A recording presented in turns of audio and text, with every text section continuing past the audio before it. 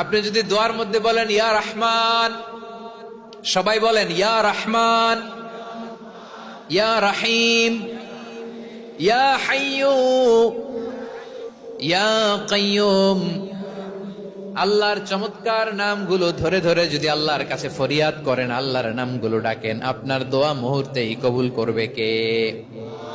বিষ্ণু ঈসা ইসলাম এভাবে আল্লাহর নামগুলো ধরে ধরে জিকির করতেন, আল্লাহর নাম জপতেন। তিনি বলতেন আসআলুকা বিকুল্লি ইসমিন হুয়া লাক, আল্লাহ তোমার যত নাম আছে সব নামের ওসিলায় তোমার কাছে ফরিয়াদ করি, সব নামের ওসিলায়।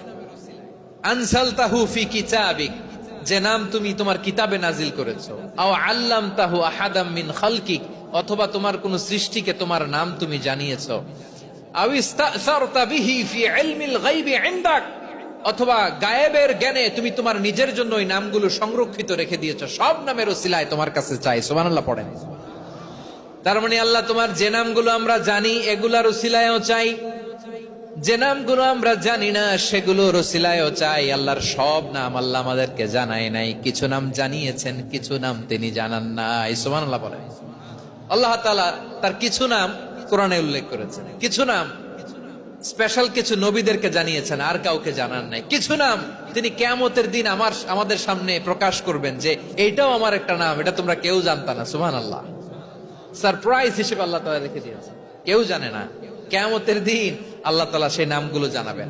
আর কিছু নাম আছে সেই নামগুলো আল্লাহ কোরআনেও বলে নাই, কোন নবীরেও জানায় নাই, কিয়ামতের দিনও সারপ্রাইজ হিসেবেও জানাবে না। ওই নামগুলো স্বয়ং খোদ আল্লাহ ছাড়া কেউ জানে না। এজন্য বিশ্বনবী দোয়ার সময় বলতেন, আল্লাহ তোমার যে নামগুলো জানি, যে নামগুলো জানি না, সব নামের বরকতে তোমার দরবারে চাই, সব নামের ওসিলায় তোমার কাছে ফরিয়াদ করি। সুবহানাল্লাহ বলেন।